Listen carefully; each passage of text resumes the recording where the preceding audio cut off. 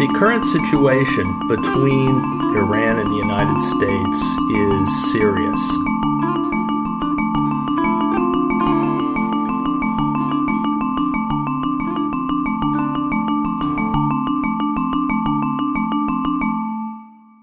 It is clearly the most serious situation since our rivalry with the Soviet Union up through the early 1980s.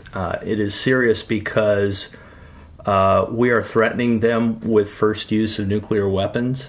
The plan for Iran is targeted military strikes from the air, targeting nuclear facilities to create instability in Iran that would lead to an internal takeover. So it wouldn't need more troops. It's basically what it needs is the will to move forward on it. The Bush administration has the will. We can see that the administration is doing the same damn thing that it was doing to get us into that horrible war in Iraq. And that is, it's putting out propaganda. It's misleading the public. Vice President Cheney stood on an aircraft carrier 150 miles off the coast of Iran today to deliver a blunt message. We will stand with others to prevent Iran from gaining nuclear weapons and dominating this region. Why is the U.S. government trying to start a war with Iran? Basically, until 1979, U.S. and British oil companies owned most of Iran's oil. In 1979, with the Iranian Revolution, the oil companies were kicked out. Since that time, I think it's safe to argue that U.S. and British oil companies and our governments have felt that that oil really belongs to them and have been trying to get it back. It's a tremendous amount of oil. Oil is not just about the profits that would be yielded to oil companies if they owned the oil, although it is a lot about that. It's also about the global power garnered by who controls the last bits of global oil supply. 2/3 of the world's reserves of oil and natural gas is in the Middle East Central Asian region. The largest is in Saudi Arabia, the second largest in Iraq, and the third largest in Iran. Control of this region has been policy since the U.S. emerged a new world power after World War II.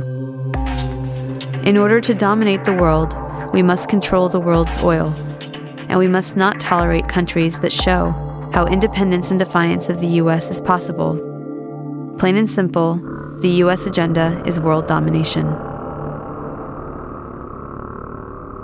Please, Chick, that hurts. Don't do it anymore. Are you gonna be on my side if I let you up? Sure, Chick, sure. I'm on your side. Just set me up. I'll do anything you say. Controlling oil means you have a stranglehold on the world economy, and you have a stranglehold on countries who use oil. Either they depend on it for their economy or they import oil. The U.S. established business and military partnerships with the dictators in the region. The Saudi royal family in Saudi Arabia, Saddam Hussein in Iraq, and the Shah in Iran.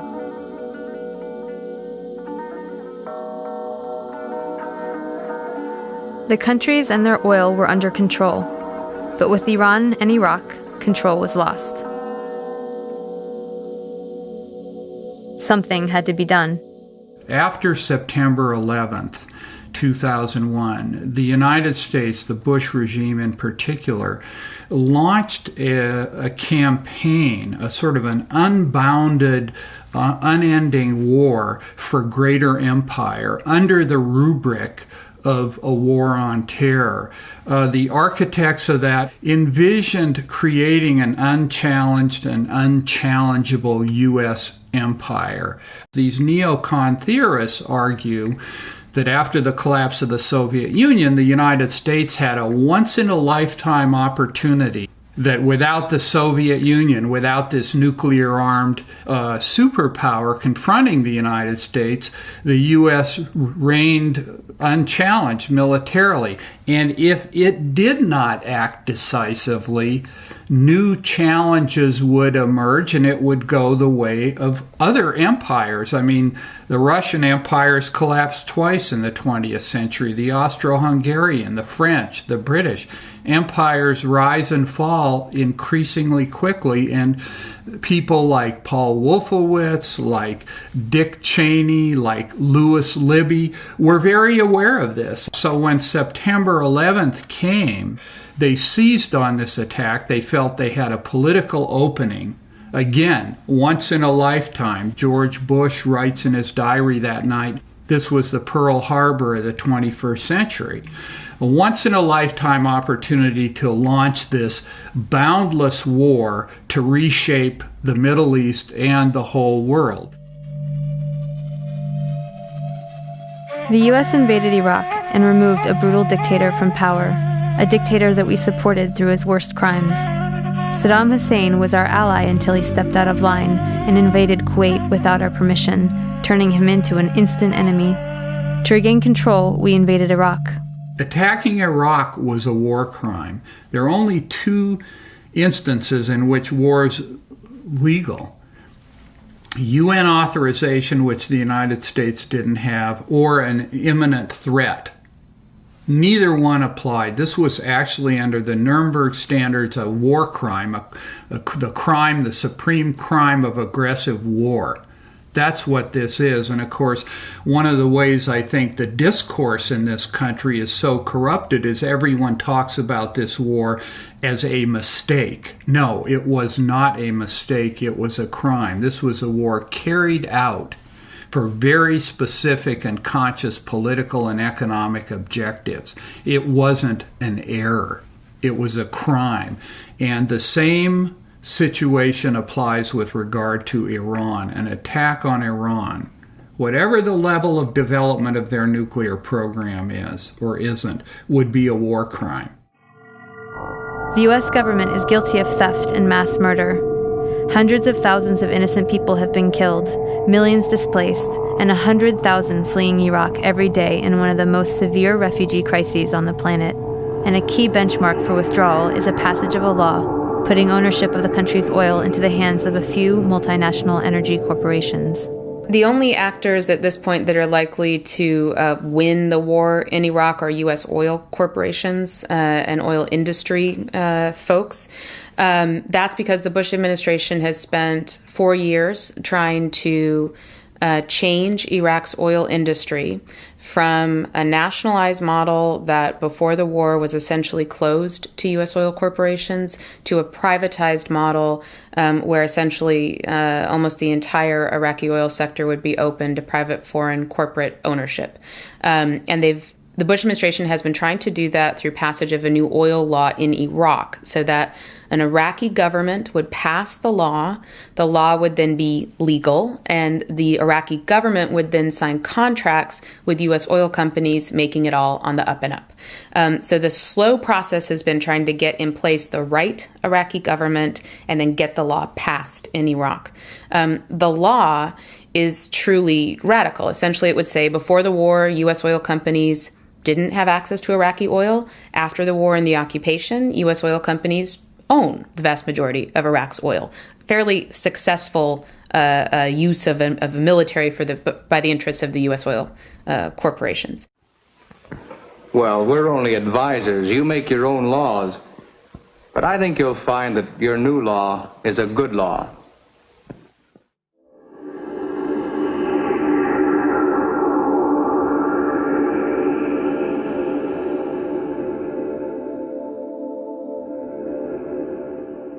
Gaining control of this Middle East, Central Asian region, knocking down any obstacles, whether they be in the form of anti-U.S. movements or states such as Iraq, Iran, Syria that weren't firmly under U.S. control.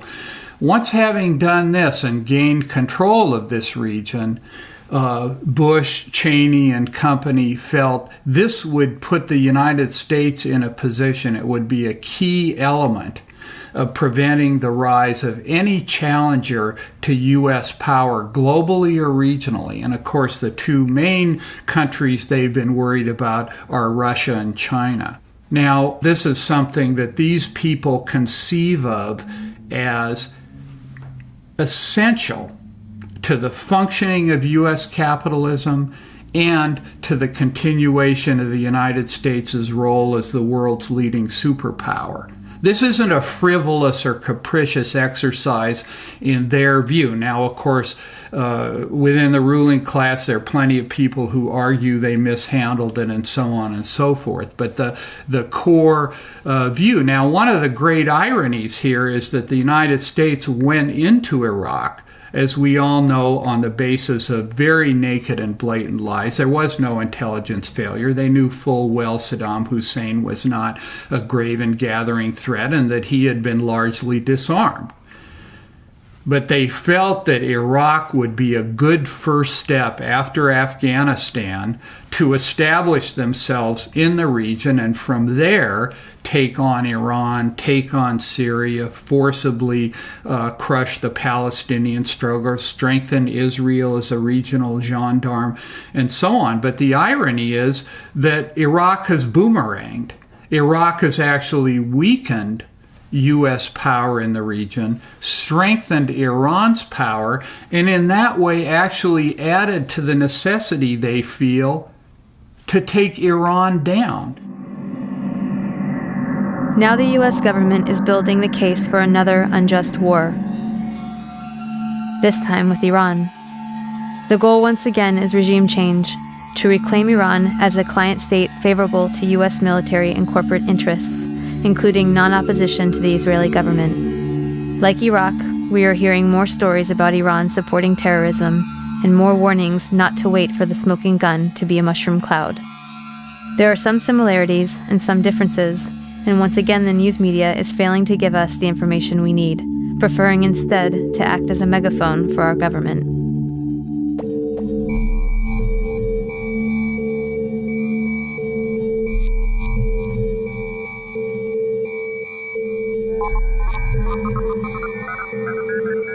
You know, it's really important as a first step towards preventing war on Iran that people keep in mind as they hear any rhetoric that's pushing towards war to have a skeptical eye.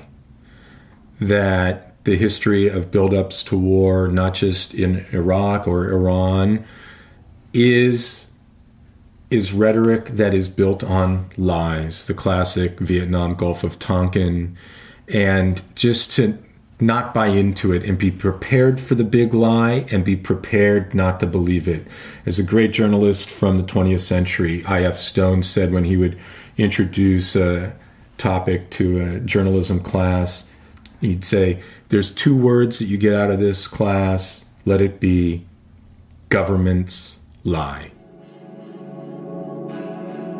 Our country is presented as defending itself against a ruthless enemy, and to do this, we must hide any history that shows what we did to start the fight and how we escalated it until we could appear justified striking back with a crushing blow.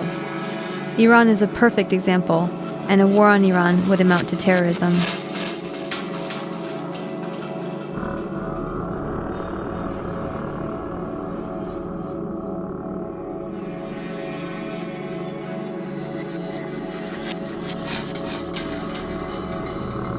Our second goal is to prevent regimes that sponsor terror from threatening America or our friends and allies with weapons of mass destruction. Iran aggressively pursues these weapons and exports terror, while an unelected few repress the Iranian people's hope for freedom. States like these and their terrorist allies constitute an axis of evil, arming to threaten the peace of the world.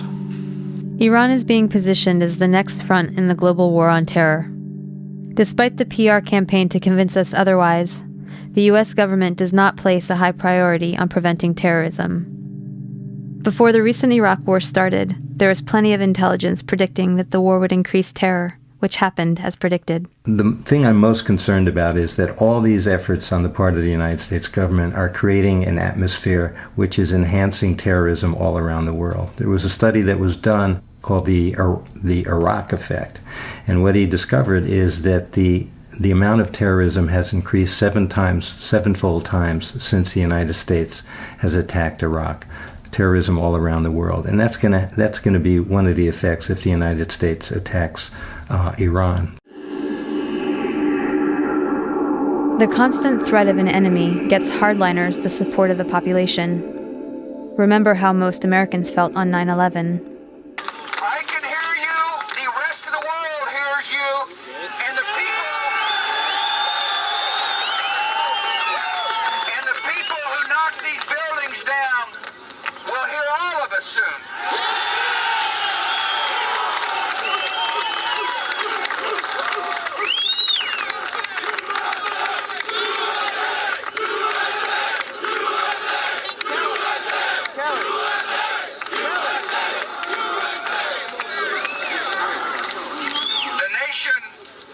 The nation sends its love.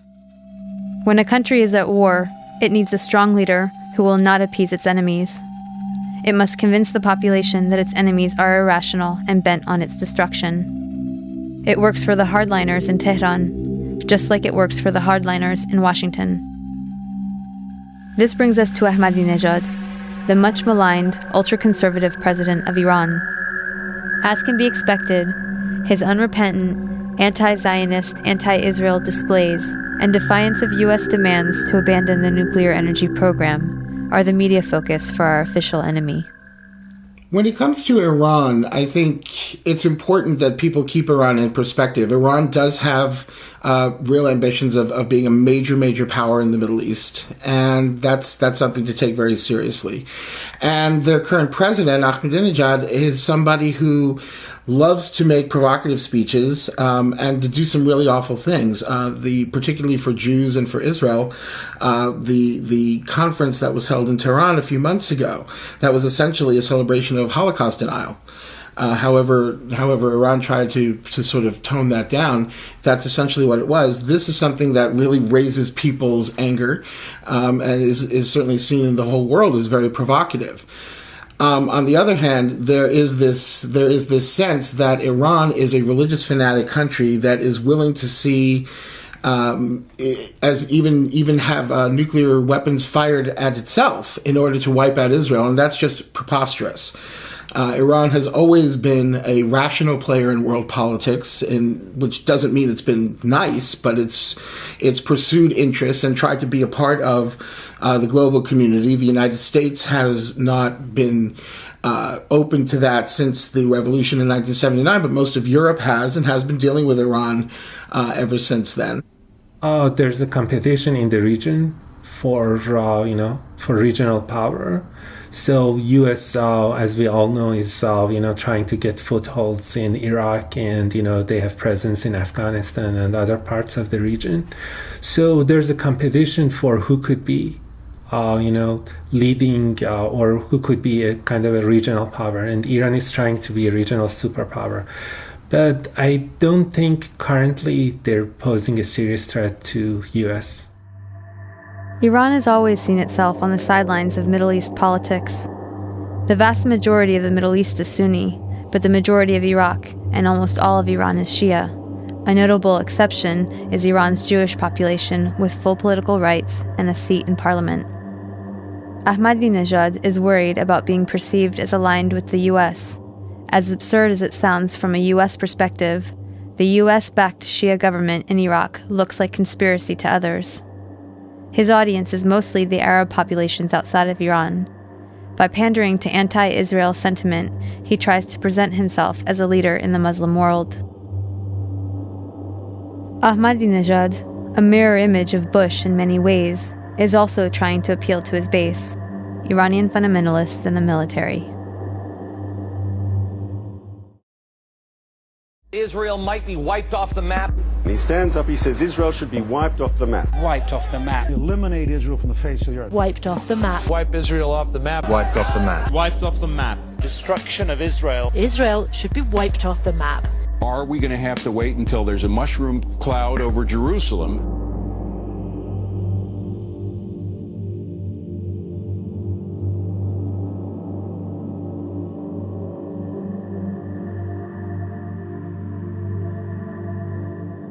I think one of the things that we hear about Iran that's misleading is that the president, Ahmadinejad, is said to be really the person who's in charge in Iran.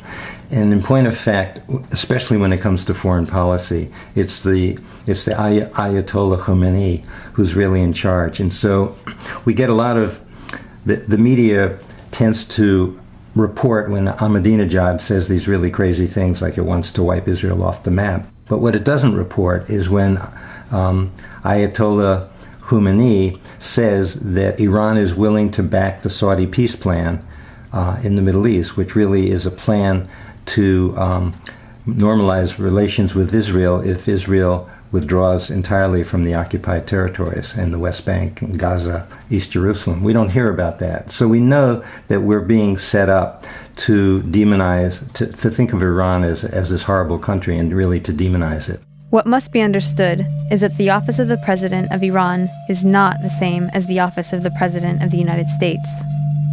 The media should be focusing on Ahmadinejad's boss, the supreme leader, Grand Ayatollah Khamenei. He has total power over the foreign policy, over the military, and the nuclear program.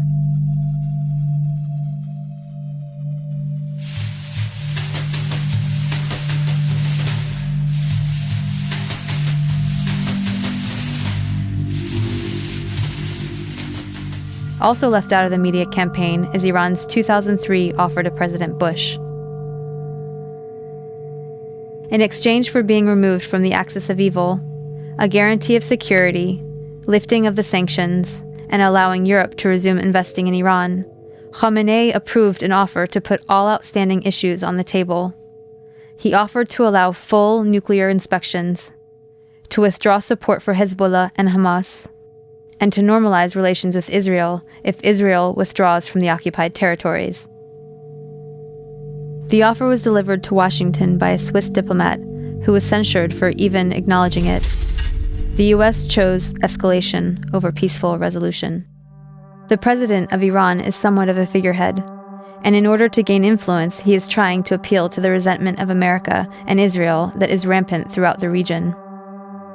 In order to understand this hostility and why Ahmadinejad got elected, and why no leader dares to appear pro-U.S. or even to trust the UN, it is essential to understand the history of modern Iran. For most Americans, the story begins in 1979 with the Iranian Revolution and the hostage crisis. A group of revolutionary university students took over the American embassy in Tehran and held 52 diplomats hostage for 444 days. To help burn this into the American narrative, the news show Nightline was created with a nightly tally of the number of days since the crisis started. But to really understand, we have to go back to 1953, which is where the story begins for most Iranians. This was the year that the U.S. overthrew Iran's democracy and installed the Shah, a pro-U.S. dictator. In 1951, Dr. Mohammad Mossadegh was the first elected official who was appointed as Prime Minister of Iran by popular demand. He saw that the wealth needed to build Iran was leaving the country because over the past 50 years, its vast oil reserves were under British control at the hands of the Anglo-Iranian Oil Company, later to become BP, or British Petroleum. So Mossadegh became hugely popular for nationalizing the oil industry and taking back the oil. Hugely popular at home, but quite unpopular with the British government.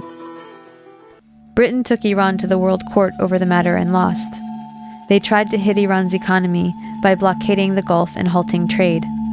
They tried to convince the U.S. to assist with regime change, but then President Truman was not interested.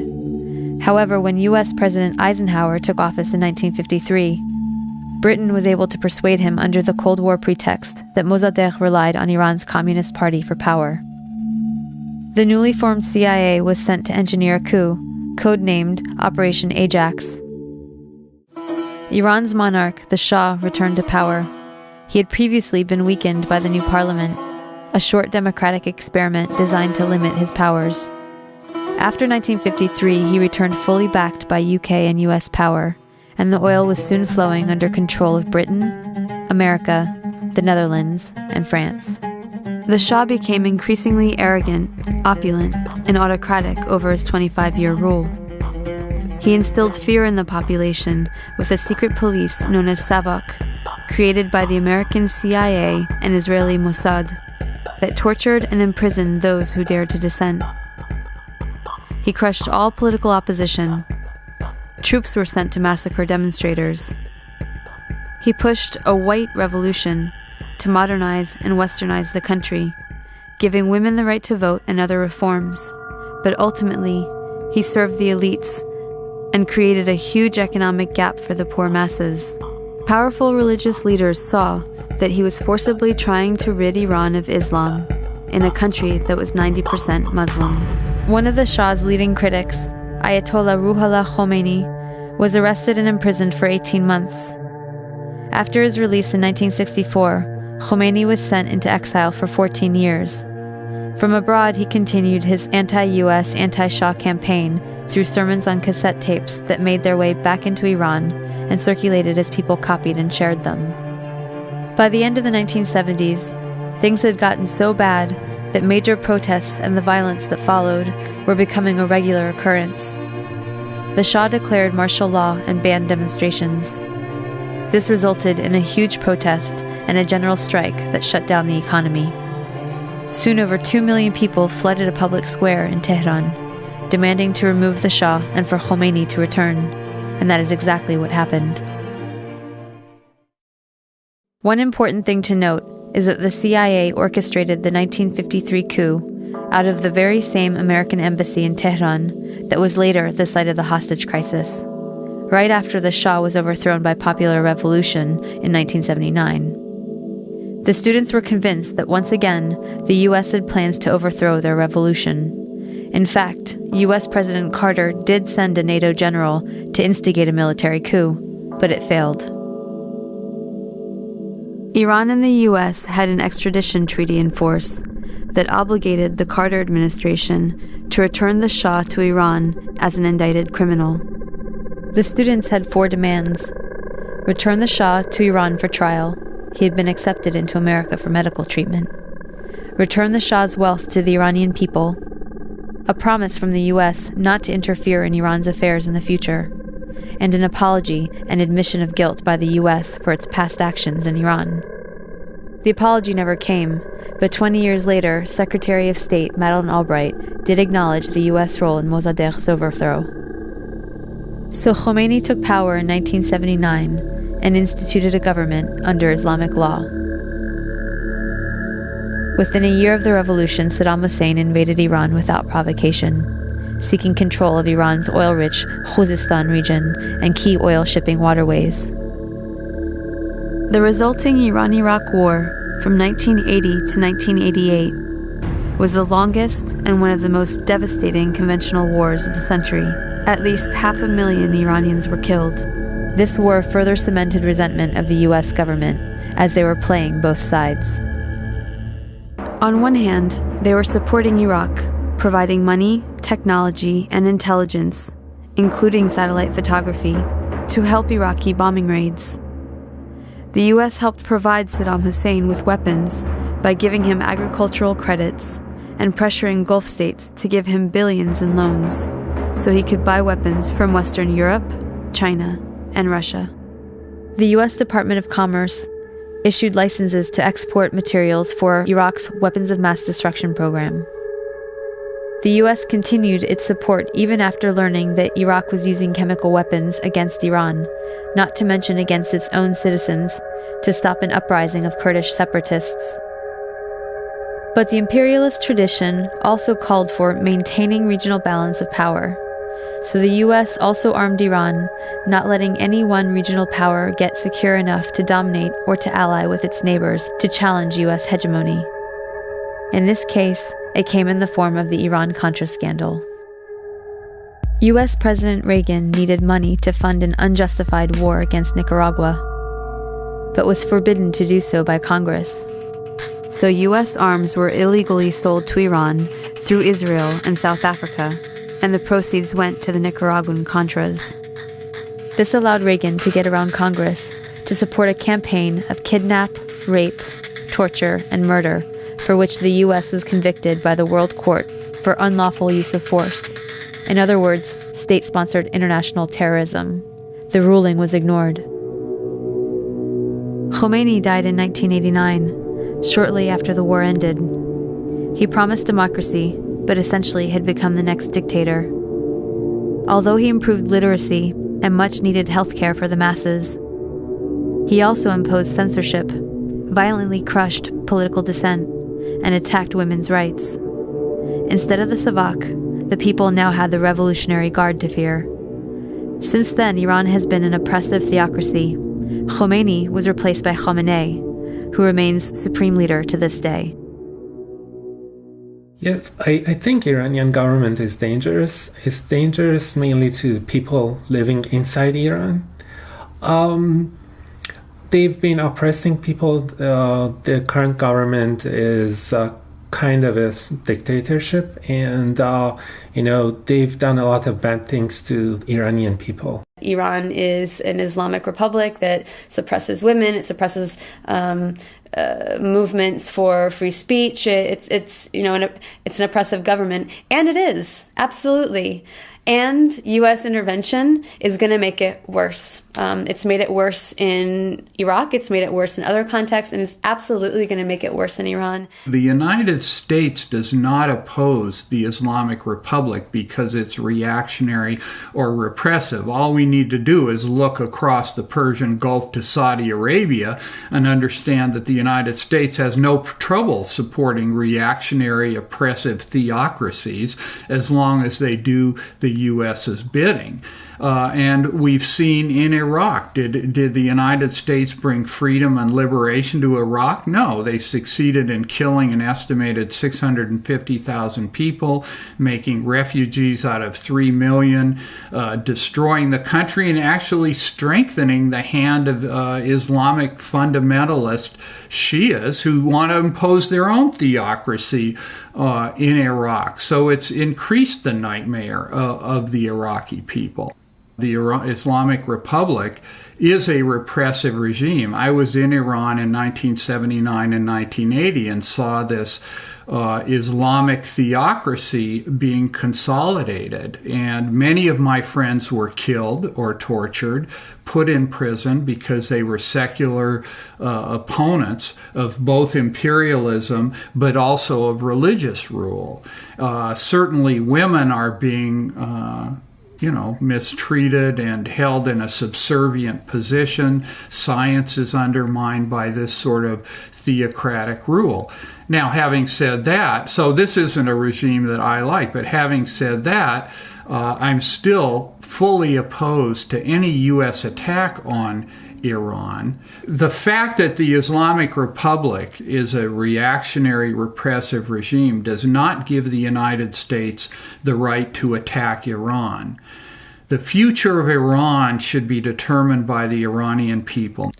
Iran has a democracy at the grassroots, and is very strong. It's just like coal under the ashes right now, that it's basically it's about to become a massive movement.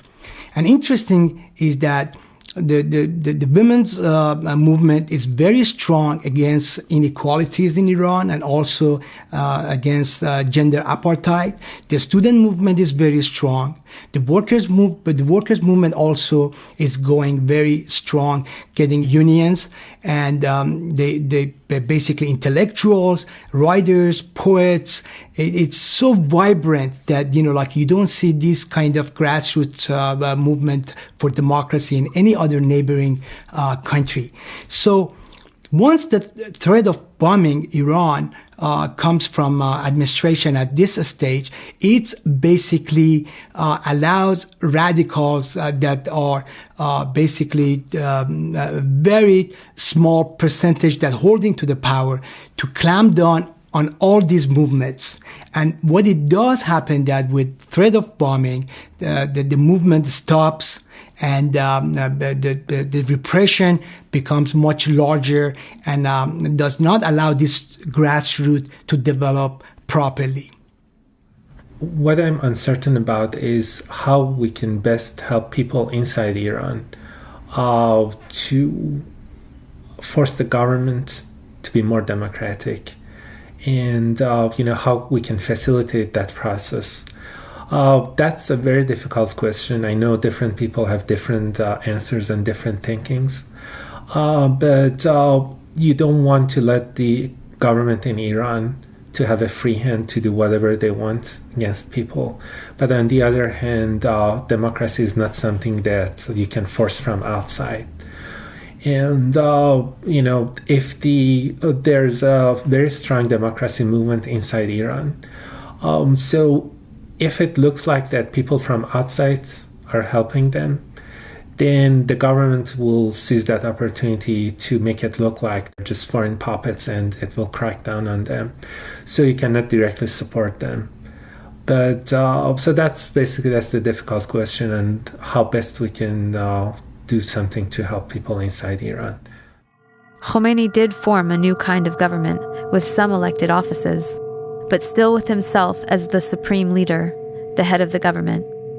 There is an elected parliament called the Majlis and an elected president, but their democratic functions are limited, as all candidates and all laws must be approved by the Guardian Council. The Guardian Council has 12 members, and half are clerics appointed by the supreme leader, who has the final say on all important matters. The job of the Guardian Council is to guard the country against efforts to undermine the ideals of the revolution. They normally prevent any reformers from being elected, but the strength of the democracy movement culminated in 1997, and a reformer was elected.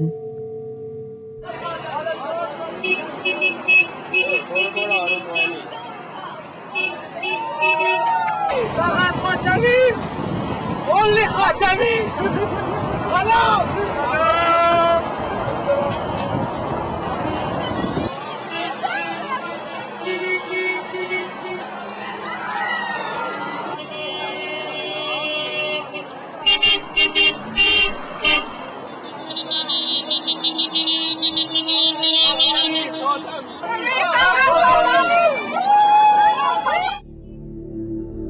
From 1997 to 2005, a reformer named Khatami was the president of Iran.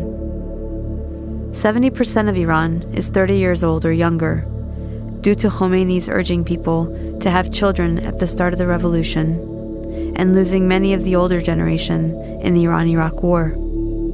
He won the election, in large part due to support from women and the country's youth, who pressed their parents to vote for him.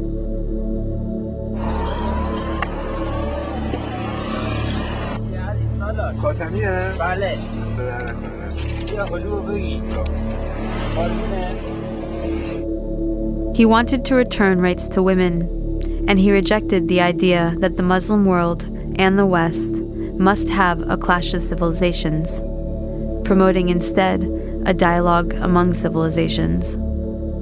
And like the US, the reformers can be undermined by more powerful interests. Khatami's reforms mostly failed, and when the conservatives used political assassinations of students and writers to destabilize the reformists, the people took to the streets in protest, and Khatami's response was silence and deference to the conservatives.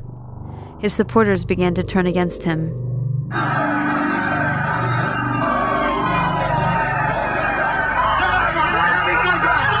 Khatami's reformist presidency was also undermined by the US, despite gestures of goodwill towards America from the people and the government of Iran.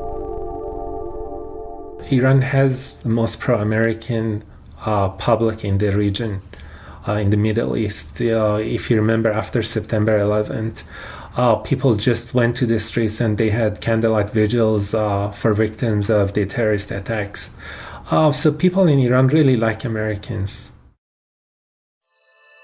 In addition to candlelight vigils in the streets of Tehran, Iran's supreme leader condemned the mass killings of 9/11 and compared them to the genocide in Hiroshima and Bosnia.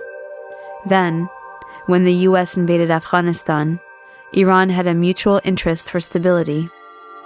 They helped to oust the Taliban and to get the warlords that controlled the country outside of the capital to cooperate with the new US-backed president, Hamid Karzai. Indeed, without Iran's tacit approval, the Afghani government could not take hold. In 2002, when Bush named Iran as part of the Axis of Evil, it came as a shock to Iran. In 2003, when Bush invaded Iraq, it was obvious where things were headed, and it was less of a surprise that he rejected Iran's offer to give in to U.S. demands on all outstanding issues in exchange for guarantees of security. The Bush administration has no interest in a more democratic Iran. If they wanted to help Iran's democracy movement, they would have helped the reformers by accepting the offer, and they certainly wouldn't have designated Iran as part of the Axis of Evil. In 2005, enough people shifted support to the hardliners to put Ahmadinejad in office. A former mayor of Tehran, he had a reputation for being incorruptible and was the first non-cleric to win. He campaigned as a man of the people who promised economic prosperity for the poor masses. His main opponent, Rafsanjani, was a wealthy moderate cleric, and the reformers didn't dare run in elections that year. Many reformers even became anti-US. The US further helped the hardliners by getting the population to rally behind them on the nuclear energy program for peaceful civilian use, an inalienable right guaranteed to them by the Nuclear Non-Proliferation Treaty, or the NPT. The Non-Proliferation Treaty is a treaty that was signed in the late 1960s, and its aim was to curb what we call the horizontal proliferation of nuclear weapons. In other words, countries that heretofore had not had nuclear weapons power status would not themselves develop nuclear weapons. It was a bargain between the nuclear powers at the time, France, England, the United States, Russia, and China, and what we call the nuclear have-nots, that in return for them having the ability to develop civilian nuclear power, they would not use that technology and know-how to develop nuclear weapons. The nuclear weapon states themselves were pledged under Article 6 of the treaty to themselves undertake vigorous programs towards disarming their nuclear arsenal. Those nuclear weapon states have failed in their part of the bargain, and they've held on to their arsenal, setting a very terrible example for the rest of the world. For example, with the United States, while we're admonishing Iran to make their processes open, to not become a nuclear weapons power, that right now our government is proposing that we rev up the Department of Energy facilities to develop a new arsenal of nuclear warheads, which are called the Reliable Replacement Warheads. This project, which is projected to cost in the hundreds of millions of dollars, represents new nuclear weapons, and it's a shame that our government is actually taking the lead in starting a new nuclear arms race. It is actually our government with the largest nuclear arsenal that should be taking the lead in disarmament and to set by example the path that other countries should take. Violated its NPT obligations, continuing to develop new weapons, including those intended for use against Iran. Also, the US gives a pass to its allies, Israel, India, and Pakistan. None of them are signatories to the NPT, and yet the US supports development of their nuclear weapons program.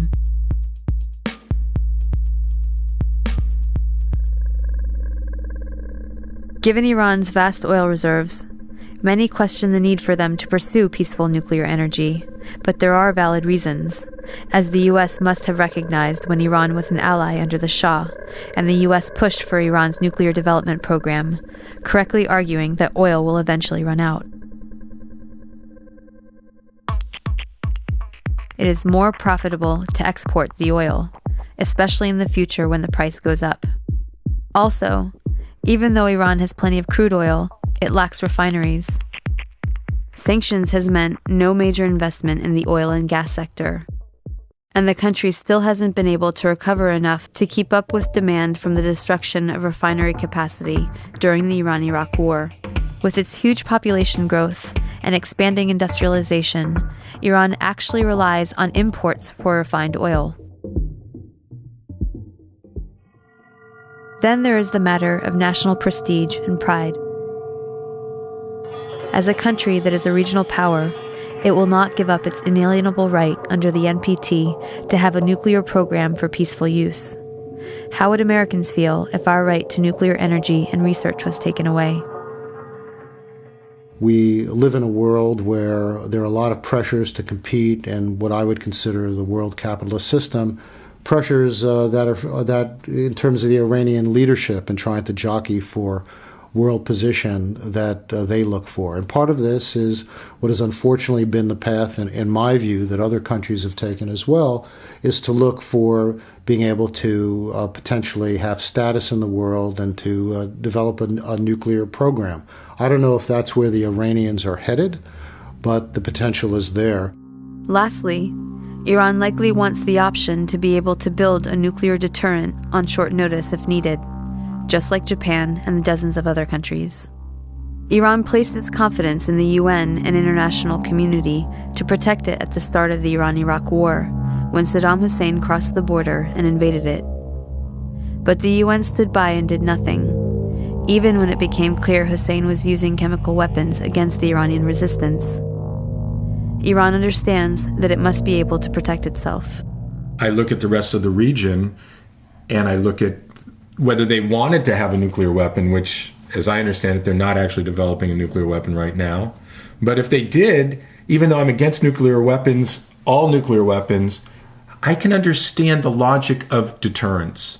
I see India, I see Pakistan, I see Israel, I see they're at odds with their neighbor and nearby neighbor Saudi Arabia. And then I look at North Korea barely having a bomb and delivery systems, and the United States not going at war with them. It looks like, from Iran's perspective, in my mind, that they would think that they should have a nuclear weapon. And yet, polls there show that they want to have the right to it, as any other country would have a right to nuclear energy.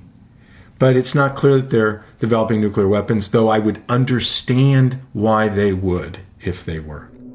While holding the option to develop nuclear weapons if needed, there are good reasons why Iran would hope not to have to exercise that option. The last thing it wants to do is alienate neighboring Arab countries, who might align with the US if they feel threatened by knowing Iran has nuclear weapons.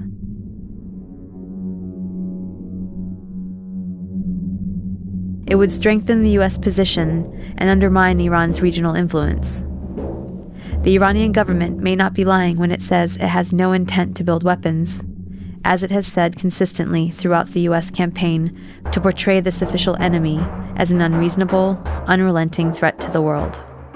Iran's supreme leader, Ayatollah Khamenei, has declared repeatedly that Iran will not attack or threaten any country. He has also issued a fatwa against production, stockpiling, and use of nuclear weapons, and banned nuclear weapons as sacrilegious. Iran has been a consistent supporter of the NPT and called for a nuclear weapons-free Middle East. Under U.S. pressure, the UN Security Council ordered Iran to stop enriching uranium and has imposed sanctions without justification.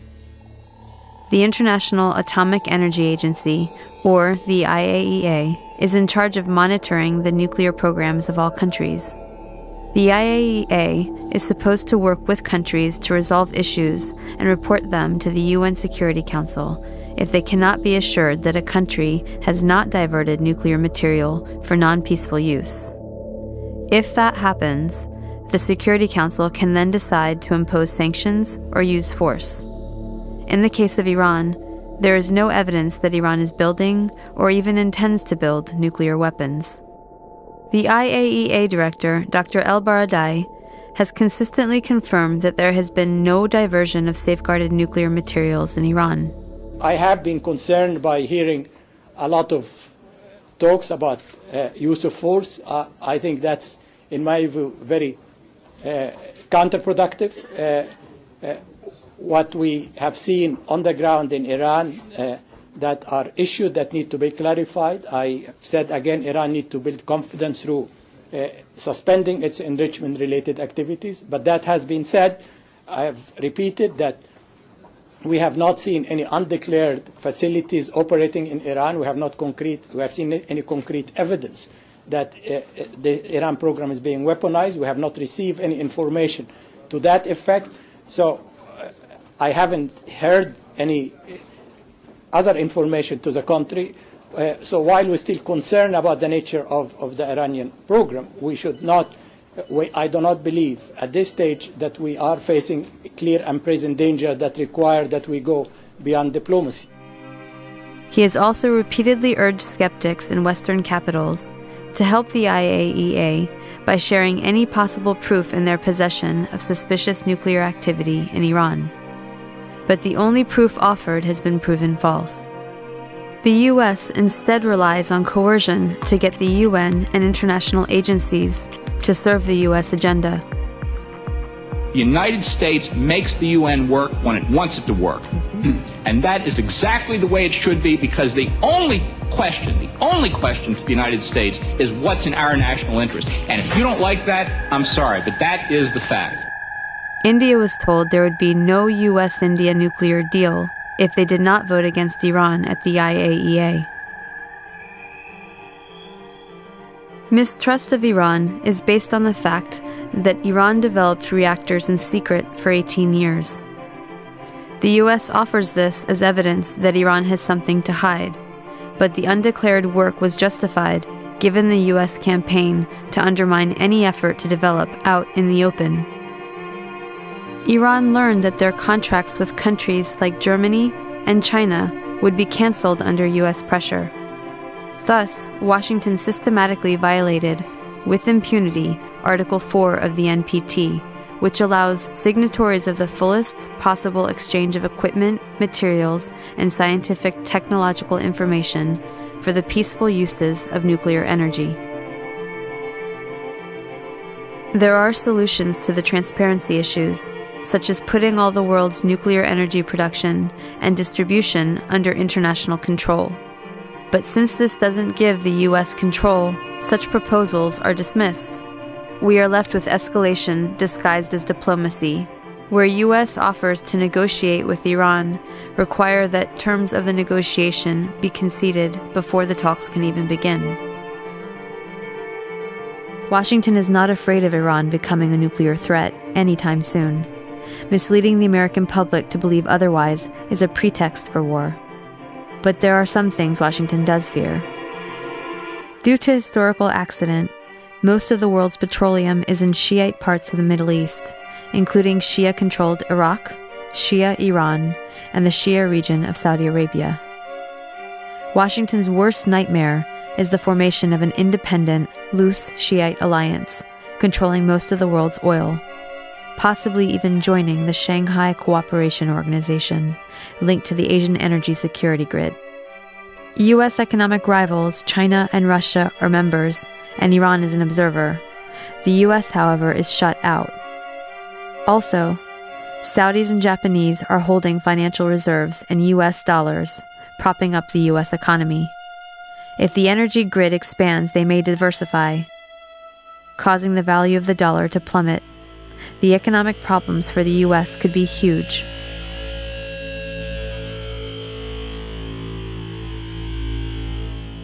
There are accusations that Iran is supporting terrorism.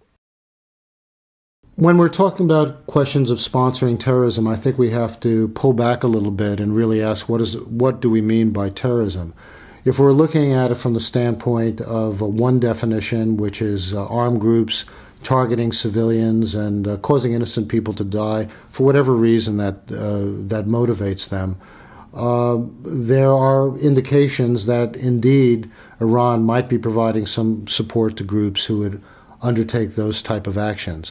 On the other hand, many of these same groups themselves have legitimate political grievances in terms of the ongoing situation in the Middle East, in terms of the situation, for example, in Israel and Palestine, where people are deprived of their rights. So if we look historically at the issue of terrorism, it can be said in many circumstances that one person's terrorist is another person's freedom fighter.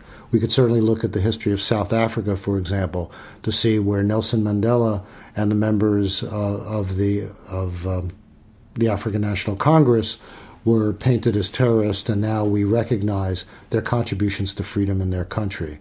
Compared with this issue, we also have to look at what the experience of our country has been and what we have both directly and indirectly supported, which could equally be looked at as terrorism.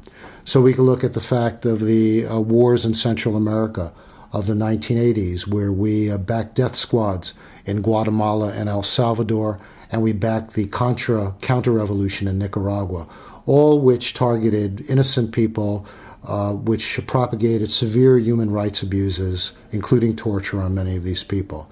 We could look also going back to Africa in terms of the United States cooperation with South Africa in suppressing the frontline regimes in Angola, Mozambique, and Guinea-Bissau, countries that at the beginning had a real chance to make real change in their countries in the post-colonial era, but because of our interest in countering Soviet power during the time of the Cold War, we backed the most ruthless mercenaries, and millions of people died.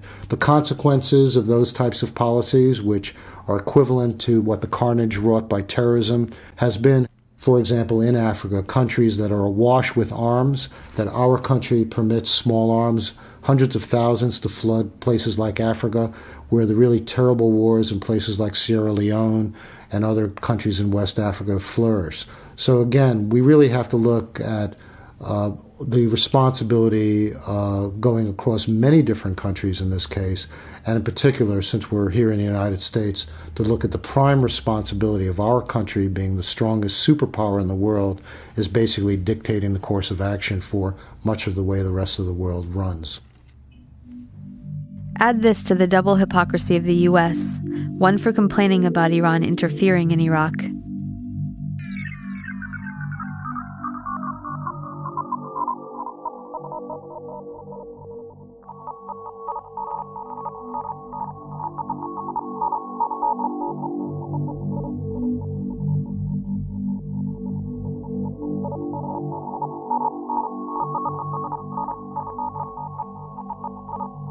And two for U.S. sponsorship of terrorism in Iran.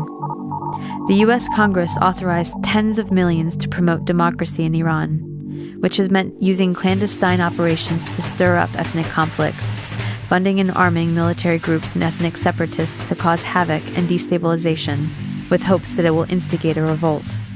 These are the same accusations being made against Iran. The new direction in U.S. policy is yet another imperialist tradition of divide and rule by funding and inciting region-wide sectarian conflict between Sunni and Shia. Further evidence that terrorism is not a priority to the U.S. policy planners is that they are funding militant Sunni Arabs in the region that are anti-U.S. and pro-Al-Qaeda to check the Shia power in Iran and Iraq. As long as there is conflict, the U.S. can justify its military presence. The U.S. has also taken more direct confrontation with Iran in preparation for war. An attack force has been sent to the Gulf with aircraft carriers waiting for orders to start bombing on 24 hours' notice. The first was the USS Eisenhower, named after the man responsible for the last time the U.S. overthrew their government. U.S. forces have Iran surrounded on both sides, occupying Iraq and Afghanistan. Under U.S. pressure, they are isolated from the international community. The U.S. has sent over 100 long-range jet bombers to Israel. This was advertised in the Israeli press for Iranian intelligence to know that they are capable of hitting Iran, as they did in Iraq to bomb the Osirak nuclear reactor. The threats alone made by the U.S. are illegal, as the UN Charter prohibits threat or use of force.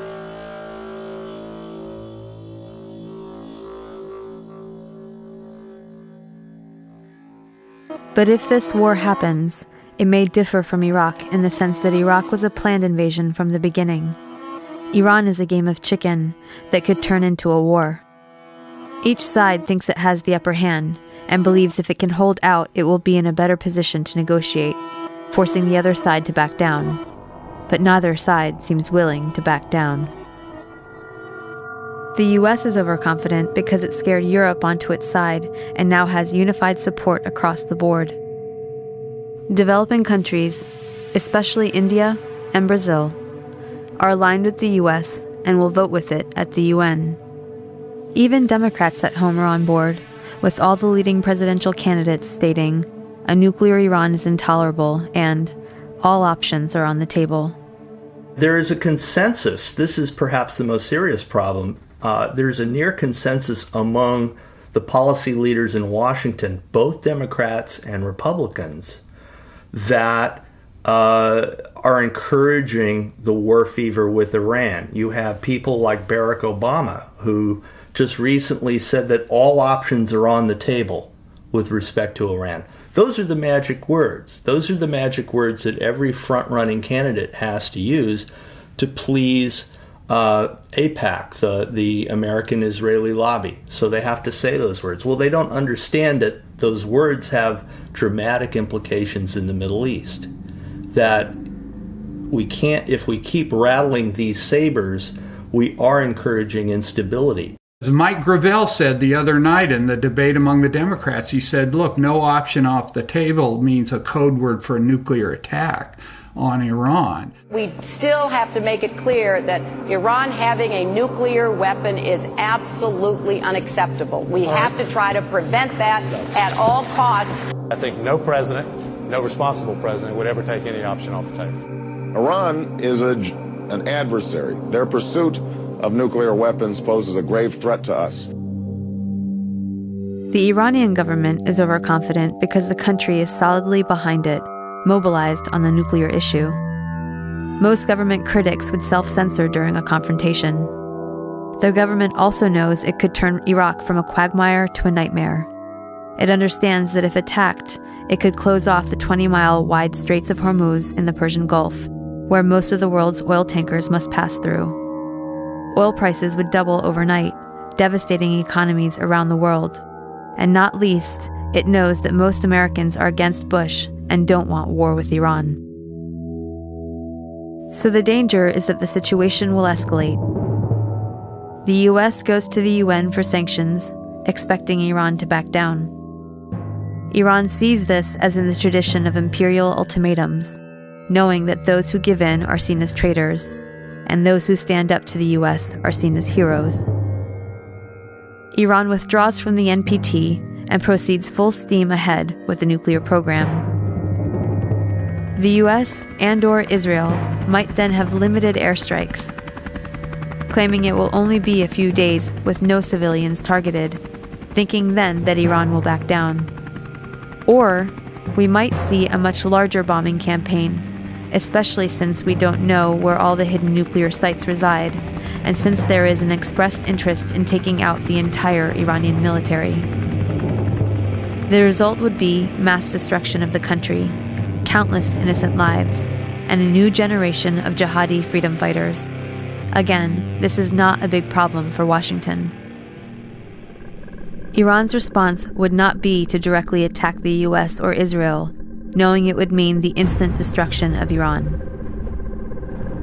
Instead, it would likely hit back where it has the upper hand, in Iraq and Afghanistan.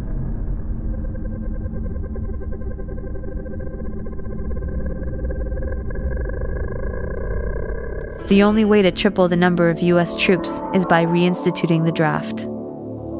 So what should the U.S. do instead of escalating war? We should not allow to become numb to the suffering of ordinary people. We should not allow killing by just blink of an eye. It's very important to lead by an example. I personally believe that the U.S. ought to lead the entire world by an example. Resolving all global issues through persuasion, not fear. Through cooperation, not confrontation. In the First World War, the major casualties were combatant soldiers. But as the wars have increased over the years, the major casualties, the major loss of life, have been non-combatants, have been civilians. And therefore, I don't think one can anymore justify wars unless it's absolutely necessary as a defense because your country's being attacked. There's a wonderful phrase by Howard Zinn, and he said, "No flag is large enough to cover the shame of innocent people killed in war." And I think that's really what we have to keep in mind. That has to be what motivates us to stop these goddamn wars. A war would be unjustified, first off, because there are many other ways to try to deal with the situation in Iran without going to war. So we have international mechanisms such as having mutual support from the nuclear weapons powers and from the nuclear wannabes to be able to work the issue of the Iranian nuclear program out through diplomacy and, again, by having mutuality in terms of respect for the treaty, whereby the nuclear weapons powers would lead by example. And sanctions, even, which is not diplomacy. Sanctions are an offensive act that will not bring reduced tension. The United States, has used nuclear weapons. We are violating the Nuclear Non-Proliferation Treaty. We are violating, I think, the Anti-Ballistic Missile Treaty. We are on the verge of wiping out international law as a basis for governments in conflict not going to war. We have over 10,000 nuclear weapons. We have by far and away the largest military in the world, and we think we're exceptional. We think that we are not bound by international law, and history tells us that every country that treats itself as exceptional eventually gets into big trouble. The Germans thought they were exceptional. Before that, the British thought they were exceptional. And over again, governments and peoples that think that they are the chosen one, that the laws of international conventions don't apply to them, eventually they do get their comeuppance. We have to become less exceptional in our attitudes towards these countries and a little bit more appreciative of their history. That has not happened. Unfortunately, that's going to require a significant change of consciousness. We can end the threat to the U.S. if we end the threat we make to others. We must end the U.S. threat to Iran. End the sanctions. Live up to our end of the NPT and stop developing new weapons. And reduce the ones we have. Sit down and negotiate. But in order to achieve a lasting solution against imperialist aggression, both our own and any powers that arise in the future, sooner or later we need to have fundamental changes in support of international law and justice. We should make the UN Security Council a rotating body with no permanent members, not allow any country to have veto powers, and we need to accept the authority of the World Court. Intervention should only be allowed according to the rules of international law set by the UN. The U.S. should withdraw from Iraq, Afghanistan, and the rest of the Middle East and pay reparations. We should end U.S. contracts so Iraqis can rebuild Iraq. We should help Israel and Palestine achieve peace by not vetoing the UN resolution to return to pre-1967 borders. We must renounce the U.S. strategy of global military and economic empire. There's a dynamic that's going on in the Middle East of what I would refer to as two outmodeds clashing with each other. An outmoded form of politics and economy from the West, in other words, empire or imperialism, clashing with an outmoded form of politics and ideology in countries like Iraq and Iran and so on, which is Islamic fundamentalism. Neither one of them really offer a future to the people either in this country or in the Middle East, in my view. And yet, in their clash, they actually reinforce each other. A U.S. attack on Iran, and if Iran responded or stood up in any way, would greatly fuel this. Many millions of people, even secular people, would feel compelled to support Islamic fundamentalism simply to oppose this horror that they're seeing coming from the United States.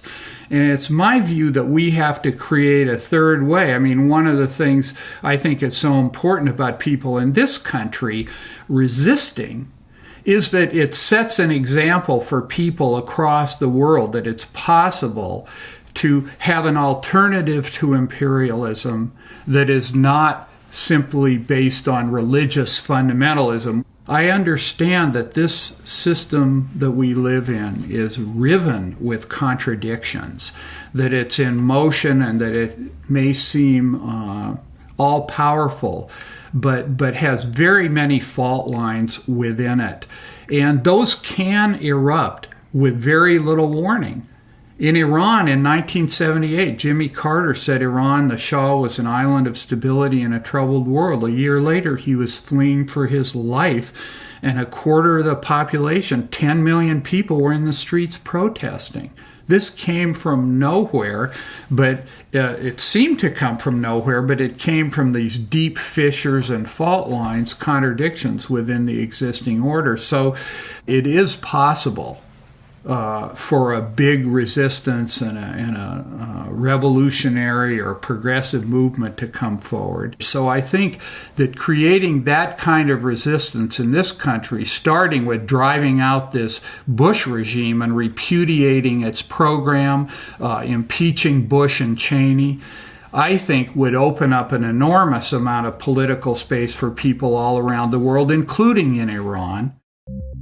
Although the current regime in Iran is undemocratic, if we truly believe in democracy, we must let the Iranian people change their own country over time.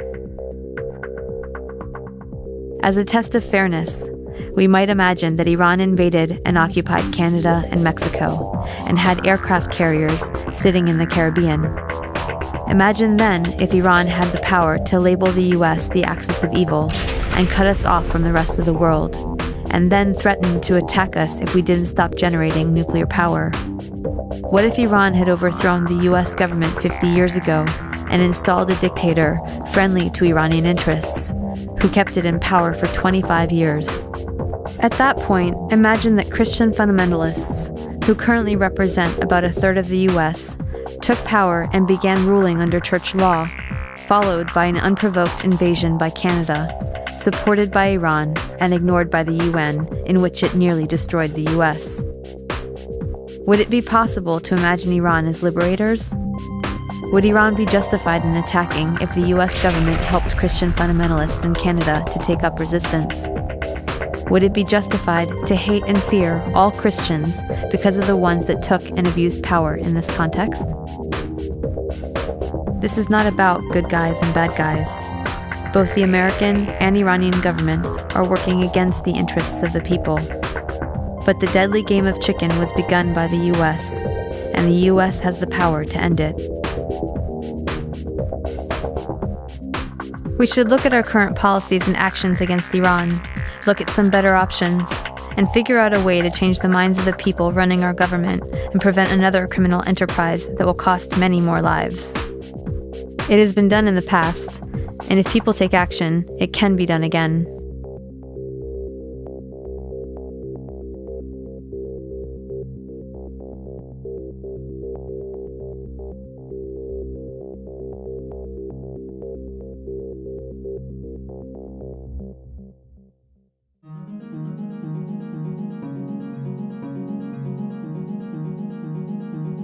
My name is Sahar Driver. I'm an Iranian American living in the Bay Area. I'm in the doctoral program in a post-colonial anthropology program.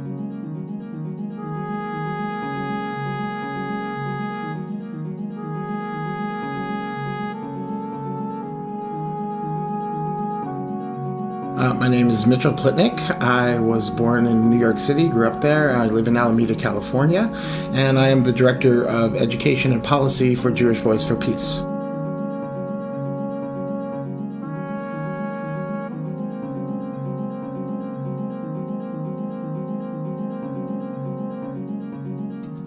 My name is Jim Haber. I'm from the San Francisco Bay Area, and I've been helping run a soup kitchen for the last 21 years, full-time for 13, providing service as well as advocacy and organizing.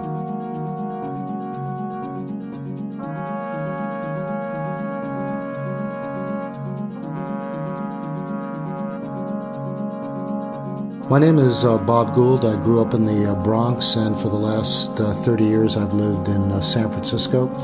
I work at Kaiser Hospital in San Jose as a pathologist, where I've worked there since 1981. I'm also, since 1989, the president of the San Francisco Bay Area chapter of Physicians for Social Responsibility.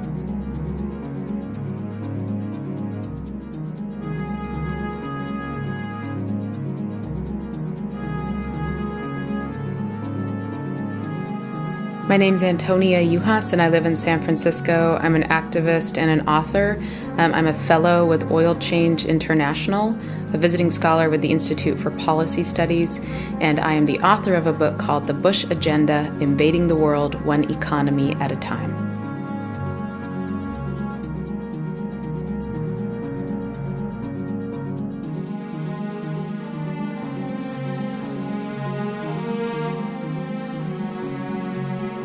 My name is David Glick.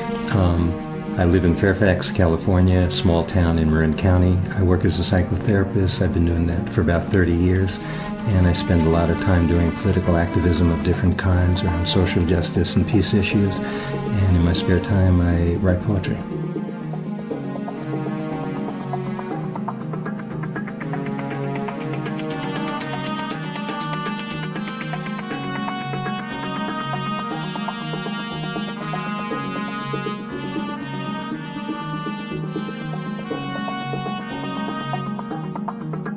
My name is Majid Barida, born in Tehran, Iran.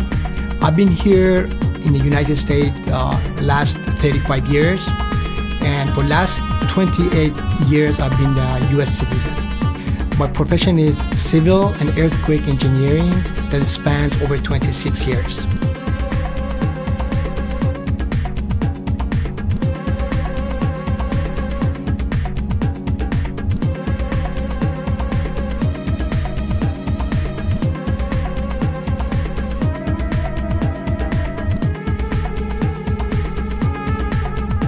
I'm Larry Everest. I'm from Berkeley, California.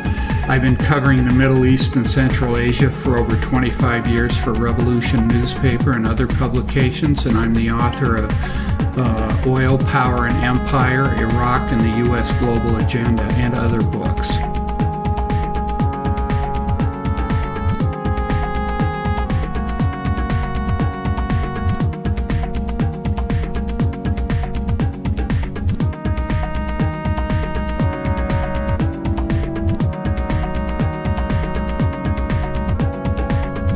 My name is Mike Valuva.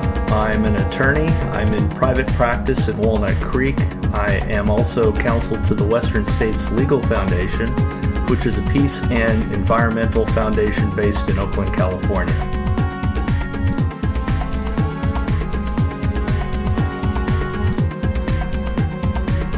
My name is Shahab Laegi. I'm originally from Iran. I immigrated to the United States about 15 years ago, and I've been a citizen for past 3.5 years. I'm an engineer. I'm a software engineer. I live in Redwood City, California. It's in the Bay Area. And